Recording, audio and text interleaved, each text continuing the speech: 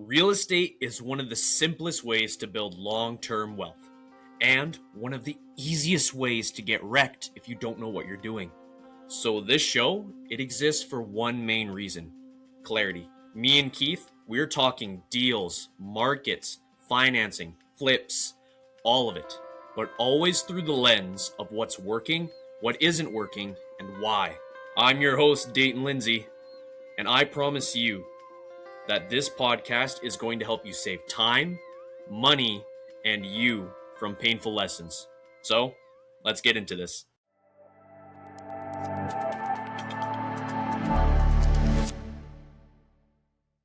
Welcome back. Welcome back. You did it instead of me this time. You bastard. That's right. Had to beat you to the punch every now and then, keep you on your toes. Yeah. Fair enough. But indeed, welcome back, everyone, to your favorite podcast of all times that is in the real estate niche. I can't speak for the other niches, but if it is, honestly, thank you. We appreciate it. Absolutely. Absolutely, every time. But, Keith, another episode means another set of questions. Great. Let's get it. So, here we go. If you have a 3 to 5K budget for PPL, what would you need to research to make an informed decision about where to spend that budget on? So, for example, would it be, let's say, researching the PPL provider along with, it was on the tip of my tongue. Shoot. Oh, it escaped me. But we'll go with what would Let me ask you one need to make an clarifying question. Okay. So in addition to the companies, are you also asking for people choosing different metros, or are we only looking at this company versus that company? We'll go this company versus that company for this question. Cool. There's only two things that I would want to bring somebody's attention to. Number one is price and exclusivity, and number two would be returns and refunds. So let's talk about it in that order: price and exclusivity. There are a couple of PPL providers that will remain unnamed on our podcast that don't just provide you the lead when you buy it. And I absolutely hate this. It is such a gray hat, in my opinion. I don't like it. Number one, I understand why they're doing it, by the way, because you can increase that seller's chances of selling their home by putting them in front of multiple investors. So you could argue, I would disagree strongly, but you could argue that you're setting the seller up for success. You're helping your own business because you're able to sell the same lead to multiple providers. You pay for it once. I didn't mean to say providers. I meant to say buyers. You paid for it once, but you're getting paid for it 15 times. So you're helping yourself.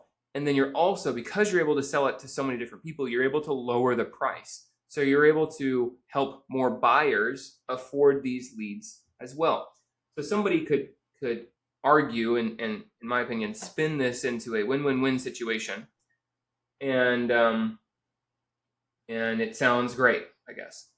I am vehemently opposed to this. When that seller filled out that person's website, they were not expecting, nor did they consent to you selling their information to 50 different people, because now they're on 50 different follow-ups and 50 different people are calling them 3 times a day, every day for the next X amount of days, weeks, or months, depending on how strong their follow-up game is. And now we have automation with AI bots and campaigns that are triggered automatically and fulfilled automatically. They're getting absolutely annihilated. They're getting bombarded. This is why it's made it to court. And people now have to, by law, they have to give consent. Hey, I'm giving consent only to your company. Only you can contact me, not distributing it and reselling it to 50 different people who are now 50 different people are contacting me. They're calling me each 3 times per day. So that's 9. 9 times 50 is 450. Can you imagine getting called 450? There's probably not actually going to be 450, but it very well could be 100 or 200 times per day. Yeah, that's outrageous. No, I would be blocking every single call that would be coming in. I would not even look at them.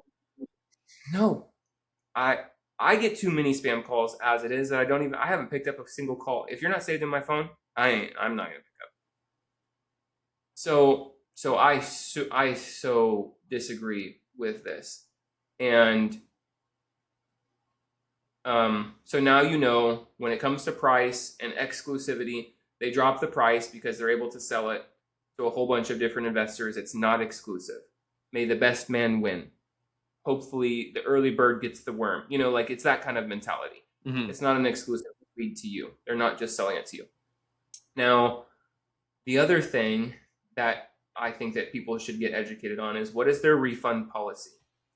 This is probably one of the biggest pros of PPC over PPL. I mean, of PPL over PPC. With PPC, when you're running Google Ads, which I love, I actually prefer for me personally, I prefer it over PPL.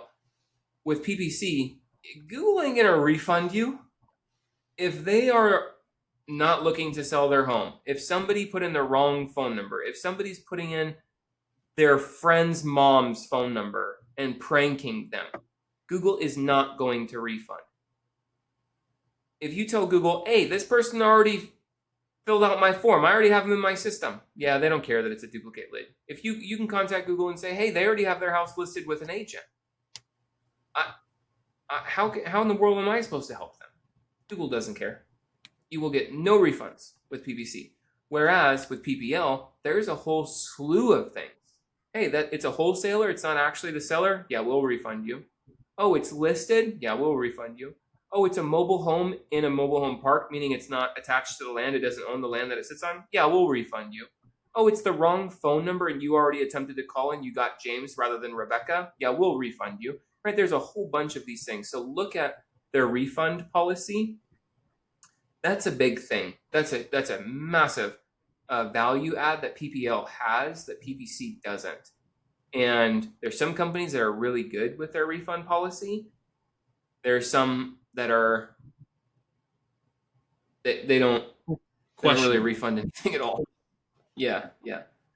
So do your due diligence on that. And overall, guys, don't just look at their websites because they're going to sell the crap out of their service on their website. They can make it sound super, super good. At the end of the day, go find 3 people, I would say. Go find 3 people that would recommend that PPL provider and ask them, what is your ROAS? What is your return on ad spend? Meaning, you've spent a total of how much with this company? $5,000, $10,000, $15,000? Oh, $15,000? Cool. And how much did you make? We did 3 deals. They averaged $30,000 each, so we made $90,000. Cool. So you spent $15,000 and you ended up with $90,000. Therefore, that's a total of a 6x ROAS. Perfect. That's scalable. Go find 3 people that can tell you those numbers. If you can't find 3 people, probably wouldn't use that PPO provider. How do you contact properties owned by LLCs if there isn't a number or a person listed? So if it's, I want to be really clear because something is really similar to this that is different. So LLCs, pretty easy to find. Trusts are impossible to find. So people, this is like a cousin question, if you will. People who are asking this question, how do you find people when the property is owned by an LLC? They're going to have the same exact question. How do you find people when the property is owned by a trust? The definition of a trust. The reason for a trust is anonymity, which means I remain anonymous. I control it, but I don't own it. Or I own it, but I don't control it. Somebody else is puppeteering, if you will. So if it's in a trust, you're dead. You're dead in the water. You can't find out who owns the trust unless you're in court and somebody is under subpoena or you're in deposition, basically. If you're in deposition or discovery, I guess, you might be able to find out. Other than that, though, no, nobody's going to tell you who owns or who controls that trust. But the answer to LLCs, super easy. So in the last podcast, we talked about skip tracing. And I talked about how there's 3 tiers of skip tracing. Lowest tier is like virtual assistants and free or super cheap websites like True People Search. A significant upgrade from that is going to be like something that we provide where we're buying data from 3 or 4 different providers. We have an algorithm. And when you're doing batch data, you can expect like 15 cents. When you're just doing one-offs, it's like $1, $20, $25, maybe even $1.50 on the high end. That's level 2. And then the top of the level is TLO, which is through the credit bureau TransUnion. That's to find individuals. Now, finding LLC owners is similar. It's also called skip tracing. You're just going to be doing it through a different website. The website that I prefer is called opencorporates.com. Using opencorporates.com, what we're going to do is we're going to be able to find the registered agent of that LLC and then skip trace the registered agent. Now, does this mean that you're going to be put in touch with the owner?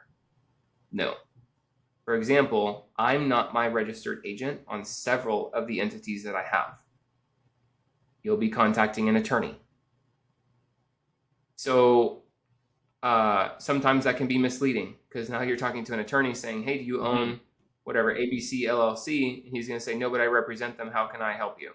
And you're like, well, shoot, I don't want to be talking to an attorney. Can you pass me on to your client? No, client confidentiality says that I can't. I can pass your information to my client, which of course is not going to get you anywhere most of the time, at least. However, a lot of people are the registered agent of their business. So once you find the registered agent, or it's what's it called? Officers and representatives of the company. Okay. If you have a chairman or a CEO or a COO or a treasurer or a secretary, things like this, those are all listed with the Secretary of State. So you can now skip trace those people along with the registered agent. So Open Corporate does all of this. It'll provide you all the information that you need and put you in contact. Maybe it won't put you in contact with the owner because the secretary may not be the owner. Treasurer may not be the owner. COO may not be the owner. CEO may not be the owner. Chairman may not be the owner. Registered agent may not be the owner. But does every single one of those people know who the owner is? Yep. Do they have direct control over, at least in part, do they have direct control over the company and the direction of the company? Yes. Therefore, they are a person who's in the know. They have control. They can make decisions. They can put you in contact with the owner. I'm all about it. That's the reason why we use opencorporates.com. Okay. I have no affiliate links. I don't make any money. Just go to their website. They're an awesome company. We've been using them for nearly a decade. Which one was that again? That was Open Corporate, you said? Open Corporates, plural. Open Corporates. Oh, okay. Quick aside, if you're getting value out of this, make sure to hit the like, subscribe, and drop a comment down below with what you want Keith and me to cover next. It helps the channel out a lot, and it tells us what you want to learn about. Anyways, back to the video. What's the best way these days to build a buyer's list virtually in an economical way?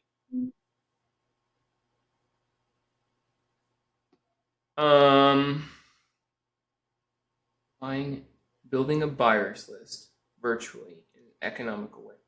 There's 2 buyers that I build lists for. One of them is owner financing buyers, and one of them is like cash buyers, like fix and flip buyers that I'm going to wholesale a deal to. Which one do you want to know? I would say probably 95% of the people are going to be wanting to know wholesale. So I'll actually answer that one. How do you build a cash buyers list? There's multiple ways of doing this. the way that I will tell you not to do, hot take, don't lie that you have a deal and post a deal that you don't have under contract on Facebook or Craigslist or a website and say, I have this deal under contract and I'm selling it for like some stupidly cheap amount. That is a way that a lot of people teach to build the buyer's list. And it's horribly, like, you're lying to every single, you are literally wasting all of their time. What a way to start off business. What a great name to make for yourself. Is the first interaction that you have with a buyer is lying to them about a property that you do not have under contract. There are so many people that teach this, and I think that it's so stupid. It is the stupidest way to build your business. Instead, first, get the property under contract. Have something to sell. Like Alex Hormozy would teach this, right? It's like, provide value to people, and it's like they want to do business with you. Weird concept. Like, actually have a property that they're going to be excited about. Wow, Dayton, check that. This is a great opportunity, bro. Like, I could flip this and make $40,000, $50,000. Great, I'm happy to pay you a $15,000 assignment fee. Dope. Let's do business. I like this. I'll give you my information because I want you to send me more deals. That's the right way to start a relationship. So this whole reverse wholesaling thing where you're building the buyer's list and then you're finding their, I'm going to be very candid with this, by the way. So prepare to get your feelings hurt. If you're doing reverse wholesaling, it's the wrong way to do your business. And I'll tell you why. Like, on a fundamental principle, you're being dumb and you have been taught wrong by somebody who you paid good money to teach you how to wholesale. And most people who are reverse wholesaling are lazy, tire-kicking, wannabe investors.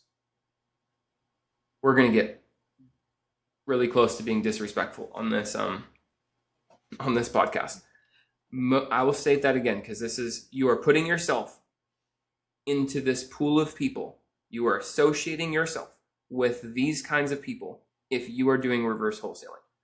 Everybody knows this. Everybody who's been investing for 5 years or more knows that if you say, oh, I'm reverse wholesaling, I'm building my buyer's list before I have deals, you are typically, the people who do this are lazy, tire-kicking, wannabe real estate investors that do nothing but waste people's time. I hate this. Don't associate yourself. Don't associate yourself with people like this. Instead, find the deal and build your buyer's list. Let me go a little bit more into depth, because I do want to shine light on the other side of this coin, since I've just bashed them for like 3 minutes. Here's the pitch. Why go out and do all this marketing and do all this work and effort to put a property under contract to then turn that contract around and you don't have any buyers? Doesn't it make sense to begin with the end in mind and have buyers lined up already, and you know their exact buy box? Therefore, you can get a deal that is perfect for them, so that as soon as you put that property under contract, you can turn right around and you can sell it to them. That makes sense. Everything that I just said makes sense. That sounds super sexy, right? That's why they have no issue selling reverse wholesaling. Mm-hmm. Here's the problem with this. I get contacted all the motherfucking time by people who are trained by those individuals saying, hey, I'm a cash buyer in Brevard. I'm looking for cash buyers in Brevard County. What is your buy box? Dude, I'll buy anything that I can make money on. Like, I don't have a buy box. It could be a 2-bedroom. It could be a 3-bedroom. It could be a 4-bedroom. It could be a single family. It could be a mobile home. It could be a manufacturer. It could be an apartment. It could be a townhouse. I could hold it as a rental. I could flip it. I could do a novation. I could wrap it. I could do Section 8. We could do a lease option. I don't give a flying hoot. As long as I can make money, I'm down. Got it? That's my buy box. Wow, that's a lot of options open for you. Exactly. You have no idea what to do. And I'm just one person. Yeah. Am I going to hear from that person again? No. Probably not. No, I can't imagine. I have had I've lived here for nearly 4 years. I have 300, 400 people in my CRM that have approached me with this, let me find deals for you. How many of them have sent me deals? 2. A miraculous 2 have sent me deals. Of the 2 that send me deals, how many deals have I done from those people? 0, because they're all crappy deals. They're not even deals. I wouldn't define them as deals. They have a property under contract that they paid way too much for. I would never in my life buy these deals. I would lose money, or I would basically be working for free. I'd make $15,000 after 6 months is done. Ooh, yeah, that's terrible. No. So this is why reverse wholesaling doesn't work. This is why people make a bad name for themselves, because you're just wasting a true investor's time. True cash buyers will not give you the time of day. It's very frustrating. What should you do? You should. I'll give you the course for free. I want people to know how to negotiate deals, how to structure deals, how to analyze deals properly. Why would I give you a course for free that I spent roughly 40 hours making a 10-hour course and perfecting it and shooting and reshooting and editing and providing all the documentation, the purchase and sales agreement, and the addendums and the blah, blah, blah, blah, blah, blah, blah. Why would I give that to you for free? Well, because I want you to send me deals that are actually deals and not razor thin margins. I want you to pass me, a bone with some meat still left on it. Mm-hmm. So just reach out to me on Facebook if you want my course on how to analyze deals properly.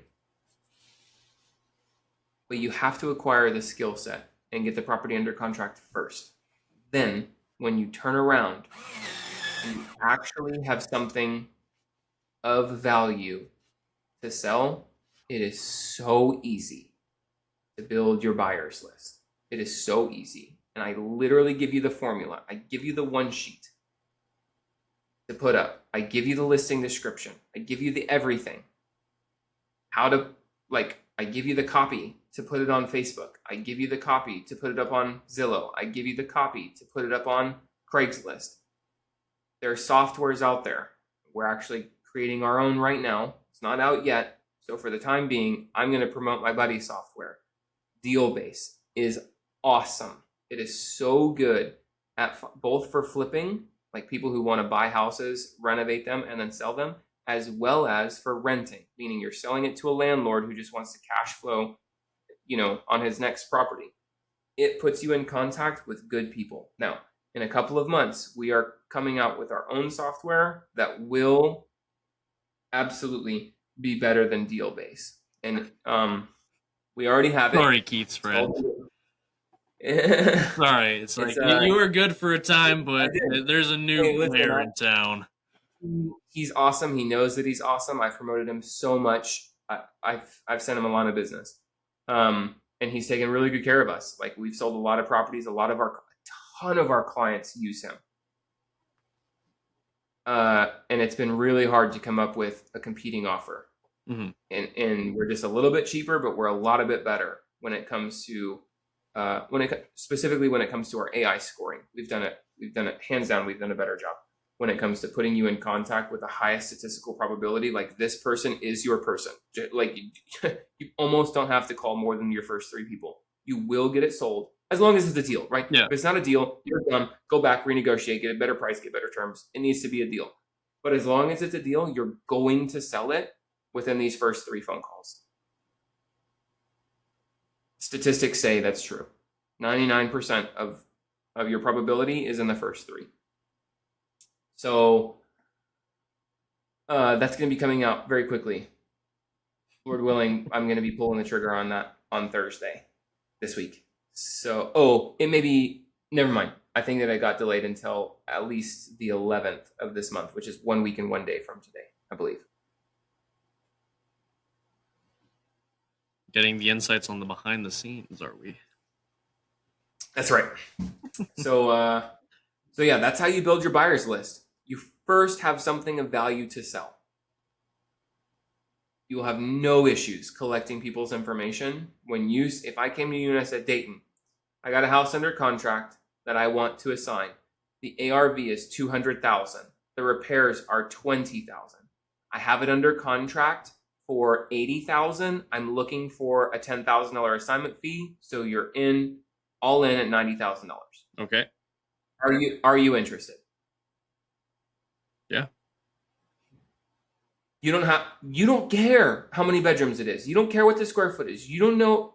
Nope. You don't know the zip code. You don't know freaking nothing. But the numbers make sense, right? You can go through that.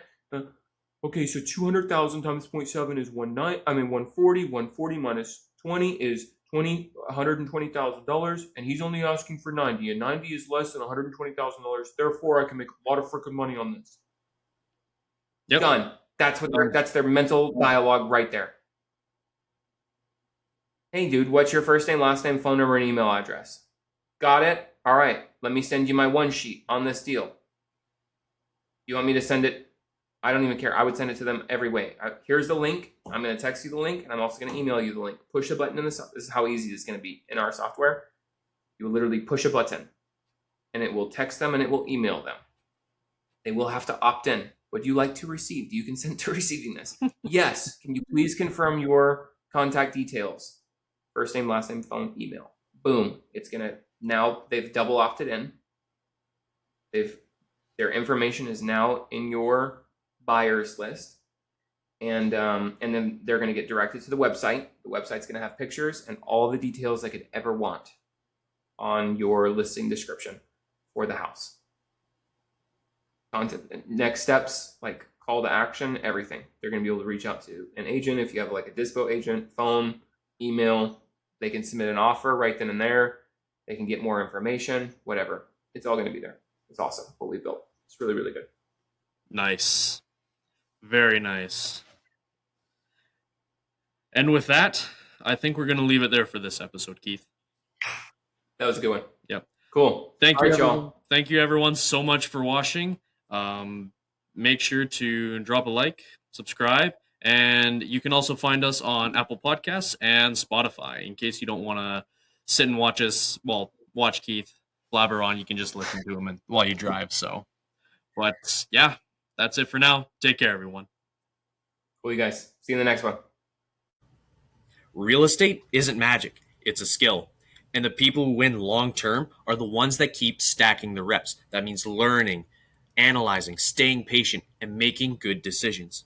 If you want to keep building that skill with us, make sure to subscribe and send this to someone who needs to hear it, because I know you know someone that needs to.